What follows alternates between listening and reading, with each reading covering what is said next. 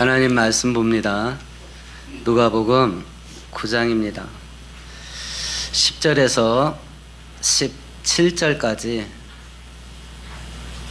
한 절씩 교독합니다.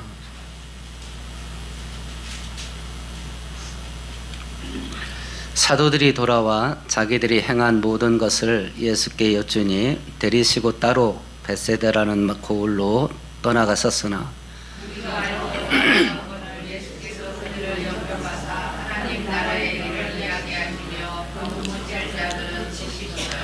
날이 저물어가며 12사도가 나와 여싸우되 무리를 보내어 두루 마을과 손으로 가서 유하며 먹을 것을 얻게 하소서. 우리가 있는 여기는 빈들이니이다.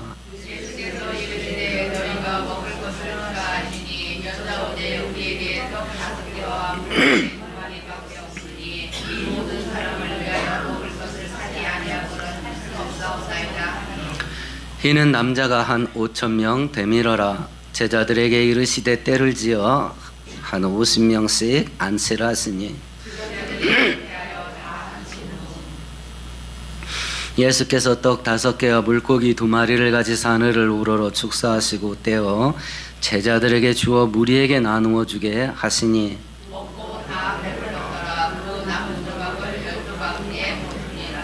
아멘. 아멘. 유엔에 세계 식량기구라고 하는 산하기구가 있어요. 여기 작년 보고서를 보니까 세계 80억 인구 가운데 기아에 시달리는 사람, 기아에 시달린다는 것은 이거 굶어 죽기 일부 직전에 있는 사람들입니다. 7억 3천만 정도 된답니다. 거기다가 못 먹어서 죽을 정도는 아닌데 영양 결핍 상태에 있는 영양실조까지 걸린 사람까지 합치면 23억 명쯤 된답니다. 4명 중에 1명이에요. 식량에서 자유롭지 못한 사람들이.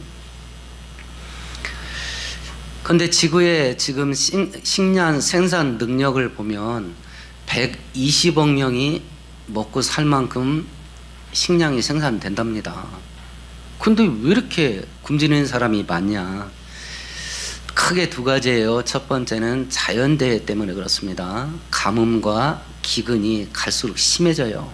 근데 이거보다 더 심각한 문제가 뭐냐면 정치, 경제, 인간들의 문제야. 정치 문제 때문에 식량이 없어진다. 전쟁입니다. 경제 문제 때문에 식량이 없어진다. 전 세계에서 가장 많이 생산되는 식량 중에 하나가 옥수수인데요. 지금 세계가 생산하는 옥수수 중에 4분의 1을 누가 먹냐면 부자 나라의 소가 먹습니다. 가축이 먹어요. 가축. 사료로서 사료. 근데 그 부자 나라에서 가축에게 먹이는 식량을 굶어 죽는 나라에 보내지 않습니다. 생기는 게 없으니까. 경제 문제. 내가 뭘 공짜로 주냐 이런 식이야. 부자 나라에서 식량의 가격을 조절하기 위해서요, 농업 생산량을 조절합니다. 우리나라 쌀 농사 짓도록 정부에서 권장해요, 안 해요? 안 합니다. 쌀이 남아도니까. 근데 한쪽에서는 굶어 죽어.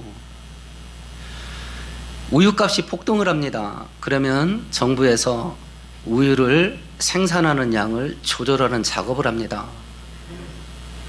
이런 일들 때문에 하나님께서는 이 지구 땅덩어리에서 120억 명이 먹고 살 만큼의 양식을 주지만 4분의 1이 굶주리고 있다. 4분의 1이. 하나님은 많이 주셨으되 인간의 탐욕과 욕심이 스스로 인생을 망하게 만든다. 오늘은 바로 이 문제를 거론하고 있는 본문이에요. 우리가 가난하다. 먹고 살 길이 막막하다. 우리가 궁핍에 빠졌다.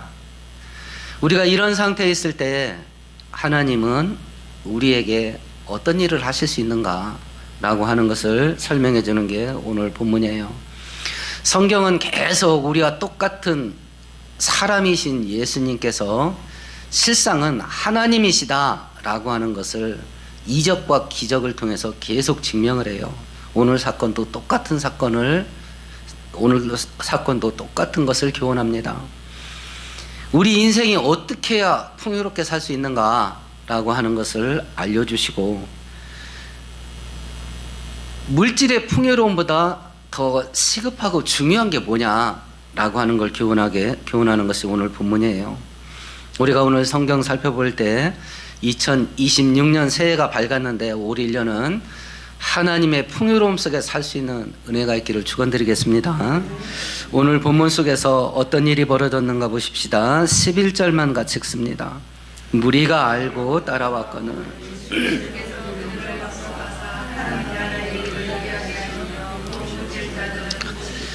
무리가 예수님을 따라왔답니다.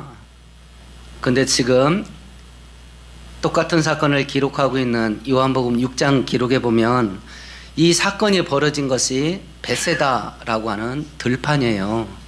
근데 예수님이 지금 어디에 있었냐면 벳세다 건너편, 갈릴리 호수 건너편에 있다가 배 타고 벳세다로 넘어간 거예요.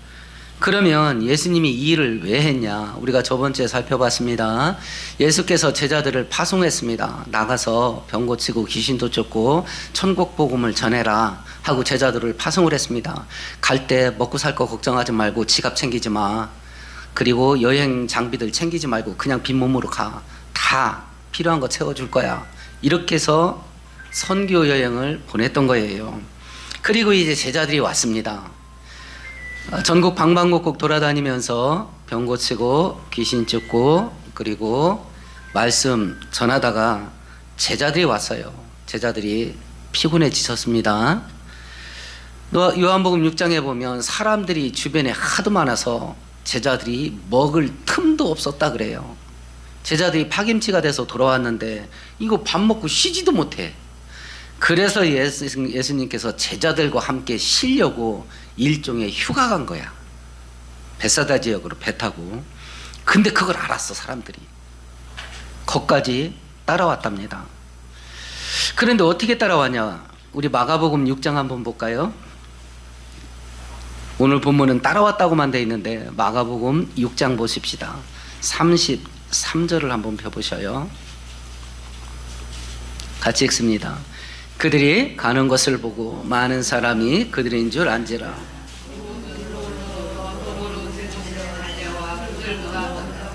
예수님이 배 타고 출발했습니다. 그 근처 사람들이 다 봤어. 야, 예수가 제자들과 함께 건너편은 간다. 이렇게 소문이 났습니다. 그러니까 사람들이 어떻게 거기까지 왔대요? 두 가지 방법을 했네요. 첫 번째 도보로, 두 번째는 달려서. 벳사다 건너편에서 벳사다까지 거리가 30km 정도 된답니다. 지도를 보니까 낭월동에서 논산 시청까지가 45km예요. 아마 여기서부터 연산 순대집까지 거리가 되지 않을까 싶어요. 30km면. 그 거리를 걸어서 뛰어서 쫓아왔대. 장정만 5,000명이랍니다. 그러면 애들, 여자, 노인까지 하면 2만 명쯤 될 거예요. 무슨 마라톤 대회도 아니고 이 사람들이 왜 걸어서 뛰어서 예수님이 배 타고 오는 것보다 먼저 도착해가지고 기다리고 있었대. 그러면 각자 본인들이 이 무리에 속해 있는 사람이라고 생각해 보셔요. 뭐하러 뛰어가냐, 그 30km를. 뭐하러 뛰어갈 것 같아요, 본인 같으면?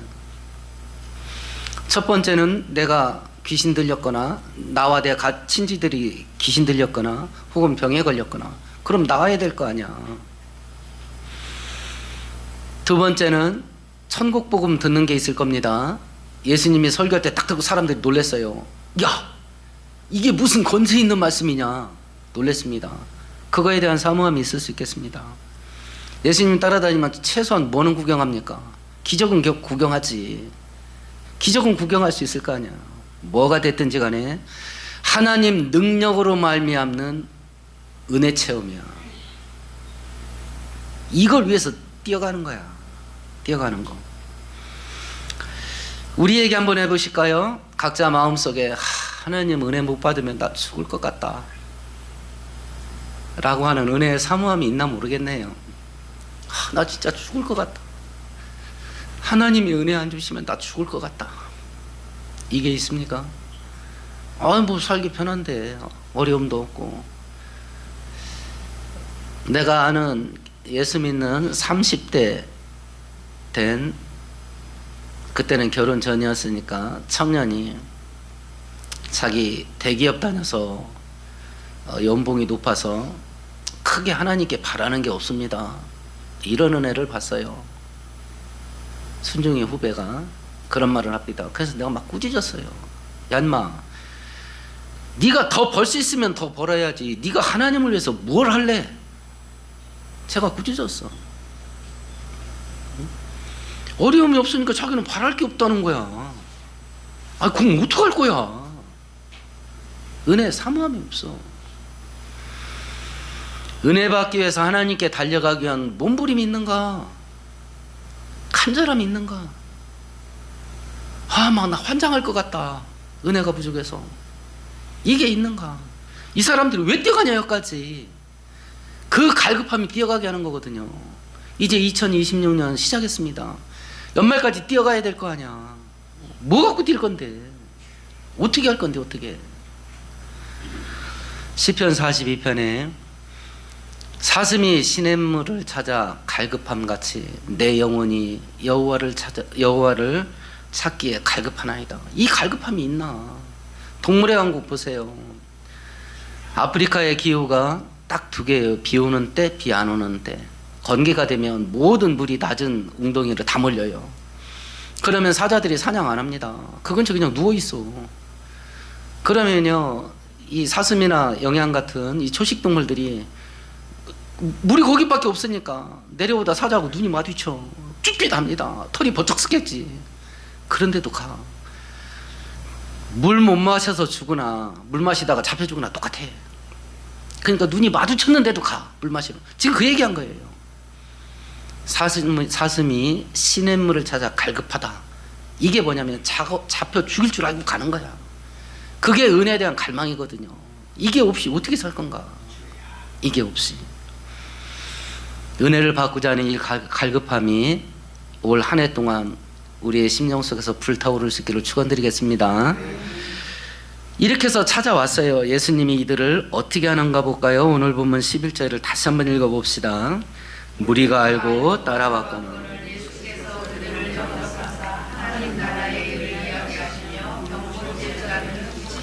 사람들이 하도 몰려와갖고요, 몸이 파김치가 됐어. 밥도 못 먹었어. 그래서 잠깐 쉬려고 배 타고 왔더니 아, 이 인간들이 여기까지 따라온 거야. 그것도 한두 명이 따라왔나? 장정만 5천이 따라왔대. 예수님이 이 사람들한테 받아 챙길 게 뭐야? 요즘 뭐 유튜브 보시면요, 우리 입맛에 딱 맞는 동영상 제작해서 올리면 막 조회수 올라가면 구글 회사에서 그 조회수에 따라서 돈 줍니다. 그리고 후원금도 보냅니다. 뭐 생기는 거는 있지. 예수님이 생기는 게 뭐야? 예수님은 베풀기만 해야 돼. 잠깐 쉬겠다고 하는데 막 떼거지로 찾아와서 얼마나 짜증나. 근데 예수님이 어떻게 하셨냐? 용접했대. 그리고 고쳐줬답니다. 우리가 왜 하나님을 따르는가? 하나님 앞에 나가면 은혜가 있다. 우리를 거절하지 않으신다. 히브리서 11장에서 이야기를 합니다. 하나님께 나오는 자는 그가 계신 것과 그가 자기를 찾는 자들에게 상 주시는 이심을 믿어야 할지니라. 하나님께 나가면 은혜 받는다. 대학교에 원서를 넣습니다. 대학에서 너는 못 들어와. 받아주지를 않는다. 좋은 회사에서 이력서를 넣습니다. 회사가 말합니다. 너는 못 들어온다. 받아주지를 않아. 결혼 상대자 상대편이요, 나를 결혼 상대자로 받아주지를 않아. 저 무리에 들어가고 싶은데 그 무리가 받아주지를 않아. 왕따를 시켜버려. 이런 사회 속에서 수많은 사회 문제, 사고 사건이 발생하고요, 우울증과 같은 정신질환이 날마다 늘어나. 근데 예수께 나가면 영접하신다. 배척을 안 한다. 받아주신다. 뿐만 아니라 필요한 은혜를 주신다. 그래서 하나님 믿어야 됩니다. 그래서 하나님 믿어야 돼요. 그런데 이 좋은 때에요, 예수님은 영접하시고 필요한 은혜를 베푸시는 이 좋은 자리에 문제가 생겼네요. 12절 같이 봅시다. 날이 저물어가매 12 사도가 나와 여짜오되.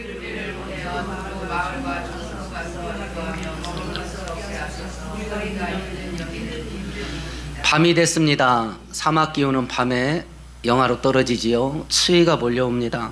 사람들이 굶주려 있습니다. 제자들이 얘기합니다. 우리 돈 없습니다. 이 문제가 터진 거예요. 밤이 됐습니다. 추위는 몰려오고 사람들은 굶주리고 돈이 없습니다. 빈들이기 때문에 이마트도 없고 홈플러스도 없어요. 음식 창만할 길이 없어. 굶주려 가고 있는데. 그래서 제자들이 해결책을 제시를 했습니다. 각자 돌려보냅시다. 그래서 각자 자기가 알아서 먹고 살게 합시다. 이게 제자들의 해결책이었어요. 만일 하나님께서 각자 자기 인생들 책임지더라고 이러면 하나님 뭐하러 믿나. 네 인생 네가 책임져. 하나님이 이래버리면 우리는 어디 가나. 지금 제자들이 그랬어요. 각자 흩어져서 지 갈 길 가게 합시다. 지가 먹고 사는 거 자기가 각자 해결하게 합시다. 이게 제자들의 해결책이었어요. 하나님이 이런 해결책을 나한테 제시하면 올 1년 내가 어떻게 살 건가. 네 인생이니까 네가 알아서 살아. 이러면 어떡할 건가. 제자들이 이런 해결책을 제시를 했을 때 예수님께서 해결책을 어떻게 제시를 했냐면 13절입니다. 같이 읽어보십시다. 예수께서 이르시되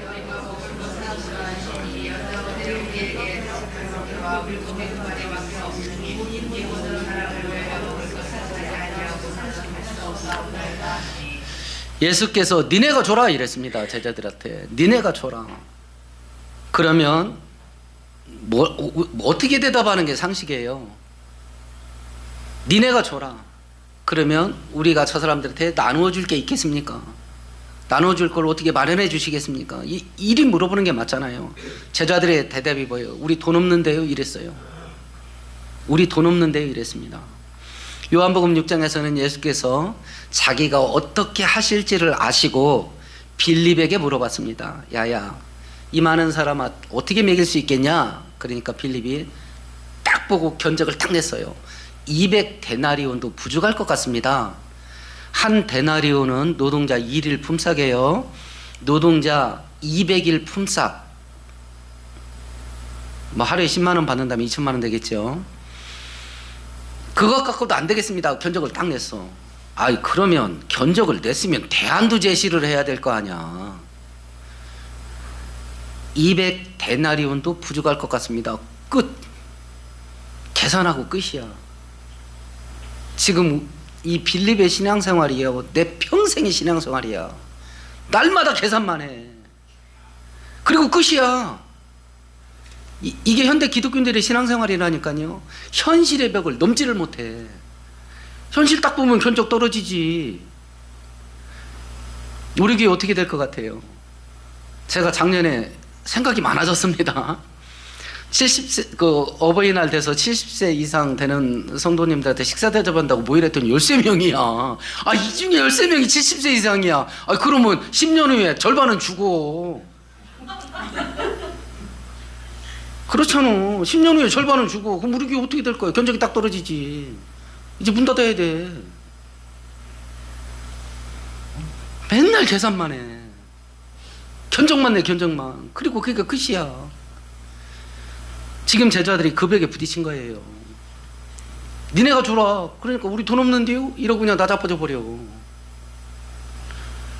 그럼 우리가 어떻게 하면 나눠줄 수 있습니까? 한 단계를 더 못 올라가. 그냥 첫 단계 딱 부딪히고 나 자빠져 버려. 계산하고 끝내. 이게 현대 기독교인들의 신앙생활이야. 평생 계산해. 평생. 그리고 그걸로 끝이야. 요한복음 11장에 나사로가 죽었네요. 4일이 지났습니다. 벌써 썩은 내가 풀풀 풍깁니다. 예수께서 무덤에 가져가니까 그 누이 동생 마르다가 죽은 지 4일 돼서 벌써 썩은 내 나요. 그때 예수께서 이야기를 합니다. 야야, 네가 믿기만 하면 하나님의 영광을 본다고 하지 않더냐. 예수님이 사정을 해. 마르다한테 믿으라고 좀. 근데 썩은 내 나잖아요 하고 그냥 끝내버려. 썩은 내 나잖아요. 지금 광야입니다. 밤입니다. 돈이 있다 한들 시장도 없습니다. 근데 돈도 없습니다. 그러니까 안 돼요예요. 못합니다. 이렇게 현실의 벽에 부딪혀서 무너졌어요. 요한복음에는 분명히 예수께서 자기가 어떻게 하실지를 알고 물어봤다 그랬어요.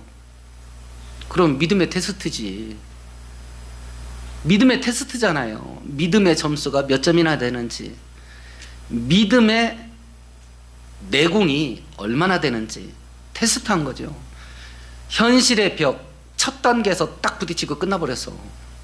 이거 못 넘어갑니다. 못 넘어갑니다. 지금 여러분이 떠안고 있는 문제 넘어갈 수 있겠어요? 각자 해답을 냈을 거 아니야. 지금 나와 내 가정이 떠안고 있는 문제가 이거다. 근데 이거 뚫을 수 있겠나? 견적 냈을 거 아니에요. 어떻게 내셨어요, 견적? 성경이 우리들에게 요구하는 최소한은 어떻게 될지는 모르겠다. 방법도 없고. 최소한 하나님이 은혜 주시면 내가 살 건 안다.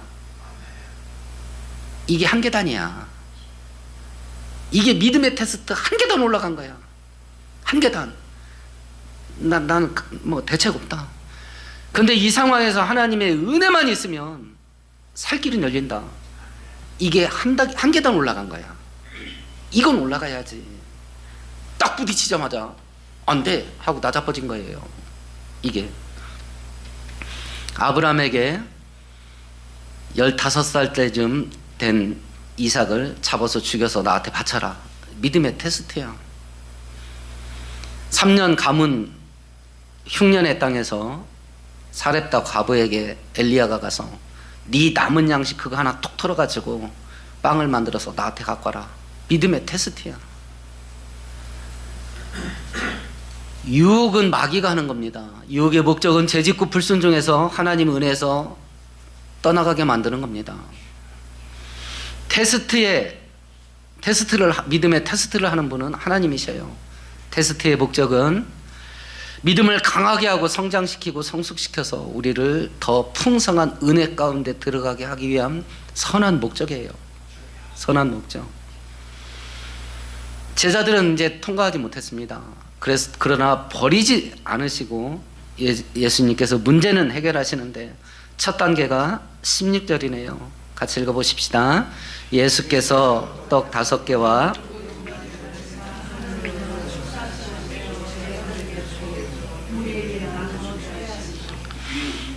너희들에게 뭐가 있냐 그랬을 때 제자들이 떡 5개, 물고기 2마리. 요한복음에 보면 어린애가 갖고 있던 어린애 도시락이었어요. 여기서는 물고기 2마리를 참치 같은 거 생각하지 마세요. 큰 멸치보다 조금 큰 거 정도로 생각하시면 되겠네요. 갖고 와라 그랬어요. 예수께서 너희들에게 있는 게 뭐냐? 그걸 내 손에 넘겨라. 지금 내 나이가 80이요 90이요 내 육체적인 능력 갖고 할 게 없습니다. 그러냐? 네 인생을 여기다 얹어놔.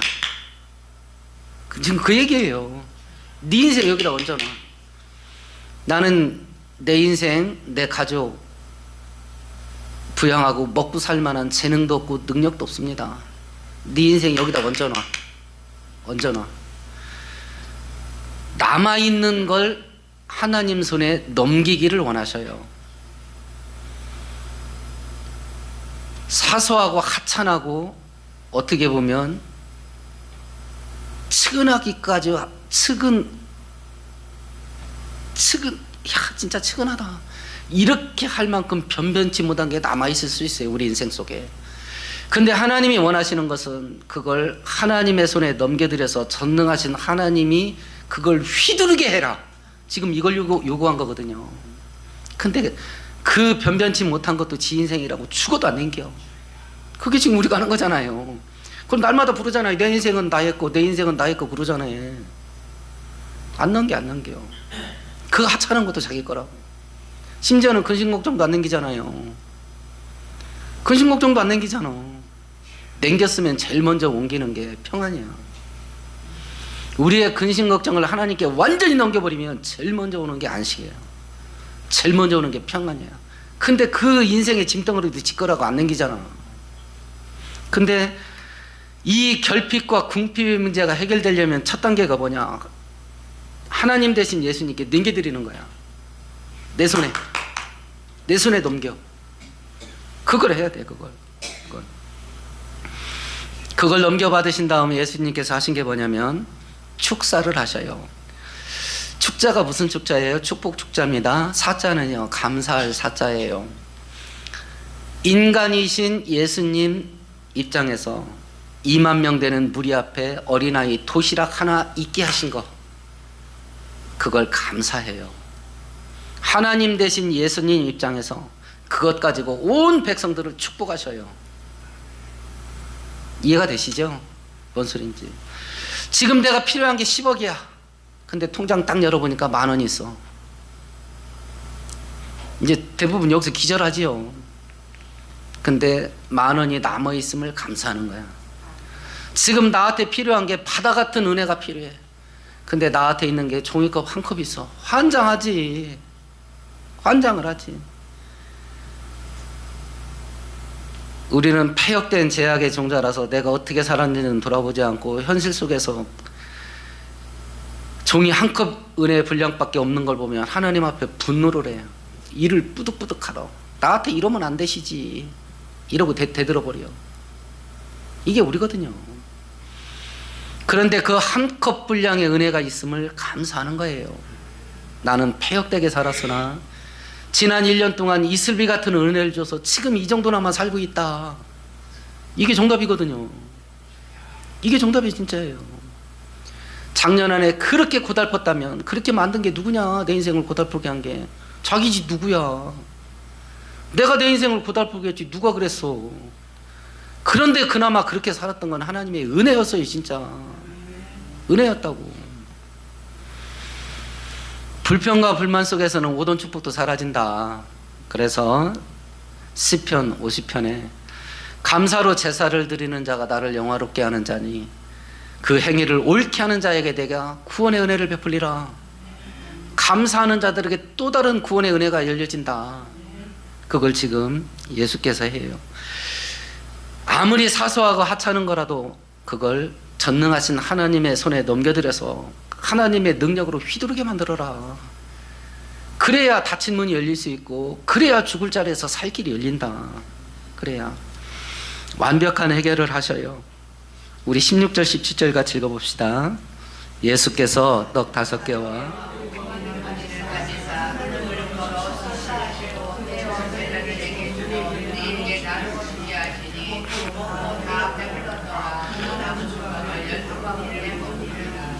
예수님께서 하면 이쪽이 없어져야 될 거 아니야. 도시락에 있는 게 계속 나와. 계속. 이거려 가장 빠른 시간 내에 나눠줄 수 있는 방법이 뭐예요? 산더미처럼 싸놓고 자 10열 정도로서 각자 알아서 나눠가. 이러면 제일 빠를 거야.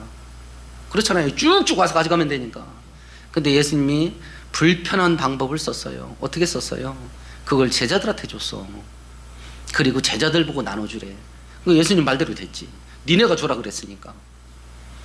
이게 얼마나 복된 그림인가. 하나님은 나한테 복을 주시고 내가 복으로 받은 거 하나님 은혜가 필요한 곳에 나눠주고 생색은 내가 내게 하시고. 작년 한 해 동안요, 사택이 화재난 교회에서 150만 원 재정 지원했고 여러분들이 구제원금 100만 원에서 250 지원했습니다. 성탄절 때 어려운 교회가 있어서 우리가 헌금을 해서 200만 원 지원을 했어요. 액수가 크지 않을지도 모르겠어요. 근데 우리 재정이 1억이에요. 그 중에 선교원금 한 7, 800 되는 거 빼고 그것만 따로 450을 지원을 했어요. 도울 수 있게 살게 하시니 얼마나 감사한가. 도울 수 있으니 얼마나 감사한가. 하나님은 우리를 축복하시고 우리는 하나님의 은혜가 있는 곳에 흘려보내고 하나님께서 아브라함에게 너를 통해서 세계 모든 민족이 복을 받게 될 거다. 너는 복의 근원이 될 거야. 하나님이 아브라함을 축복하시고 아브라함은 그 받은 은혜가 필요한 주변에 흘려보내고 이렇게 살게 그러니까 하나님이 우리를 향한 그 목적은 나 하나 잘 먹고 잘 살고 부족함 없게 살게 하는 게 하나님의 뜻이 아니에요. 하나님이 나를 축복하려고 했던 작정된 분량은 차고 넘치게 때려 박아가지고 그게 흘러 넘치게 해서 주변까지 풍요롭게 만들게 하는 것이 나를 향한 하나님의 계획이었어요. 근데 맨날 다음 달 카드 할부나 막아달라 그러니 이거 어떻게 해? 응? 맨날 다음 달 카드 할부나 막아달라고 하면 어떡하냐고. 여기까지예요. 여기까지 우리의 현실이.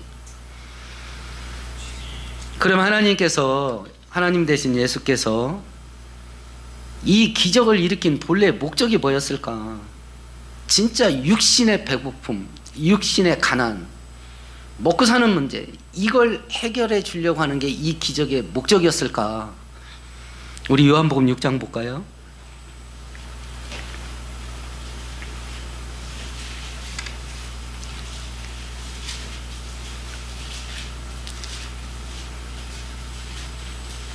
(26절) 같이 읽습니다.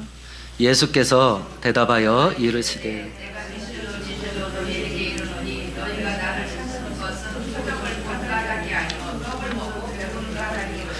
6장 그 표시해 놓으세요.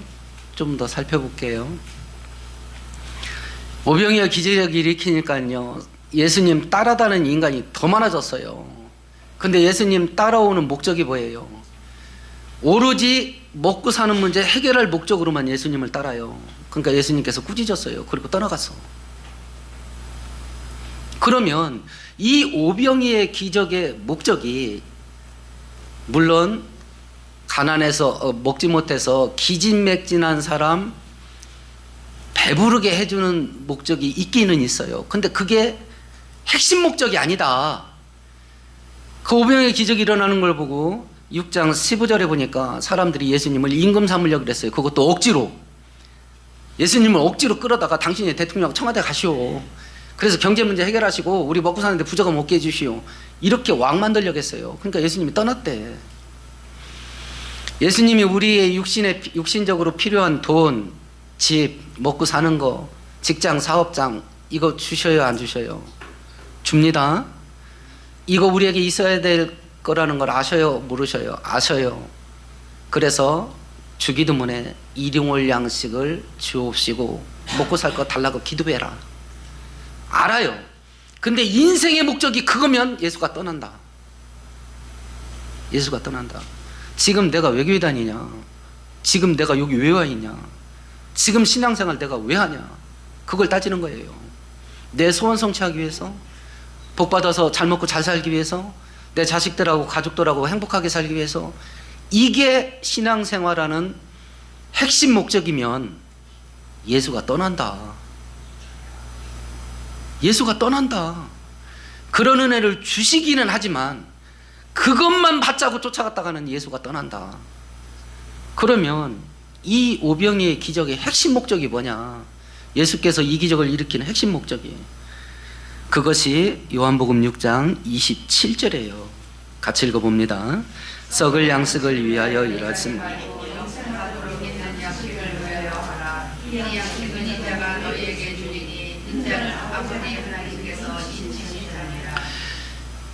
육신 생활을 유지하기 위해서 양식이 필요하다.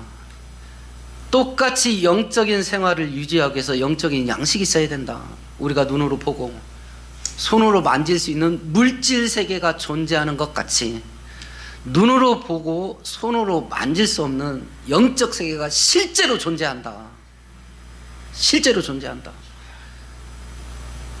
그렇기 때문에 우리 인생의 초점을 영적 세계에다 맞추고 살아야지, 육신적이고 물질적인 세계 속에서 세계만 맞추고 살면 죽는다.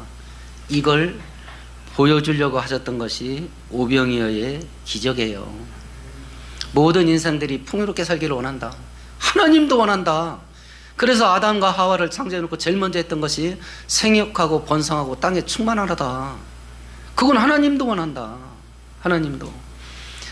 그러면 육신적인 생활의 풍요로움이 됐든지 영적 생활의 풍요로움이 됐든지 그 풍요로움은 어디서 오는가? 그건 하나님이 주시는 거다. 하나님이 주시는 거다. 그런데 관심이 오로지 육신생활, 물질생활의 풍요로움만 관심 쓰면 그 축복의 근원 대신 하나님이 떠난다. 그거보다 더 중요한 것은 영적 생활의 풍요로움이다. 그걸 먼저 구해라. 너희가 그리스도의 은혜로 구원함을 얻었으면 땅의 것을 구하지 말고 위의 것을 찾으라. 그걸 보여주는 게 이 기적의 핵심이다. 근데 먹고 살게 해주니까 대통령을 청와대로 보내자고 이렇게 하고 예수님을 임금 삼으려고 하고 먹고 사는 문제 해결하려고만 하는 목적으로 예수를 따른다. 그러니까 예수께서 책망하고 떠나신다. 그 무리에게. 2026년 새해는 밝았습니다. 풍요롭게 사세요. 그리고 하나님이 내 아버지시라서 그 은혜 주십니다. 맞습니다. 주십니다. 그런데 오늘 이 기적의 핵심은 육신생활의 풍요로움이 됐든지 영적 생활의 풍요로움이 됐든지 풍요로운 것은 하늘에서 내리는 거다. 내 인생의 중심이 하나님이 되어야 되고 물질 생활의 풍요로움보다 더 중요한 것은 영적 생활의 풍성함이다. 그걸 먼저 붙잡고 육신적인 것, 영적인 것 조화롭게 풍요롭게 올 1년 사는 여러분 되기를 축원드리겠습니다. 말씀 생각하시면서 우리 함께 통성으로 기도하십시다.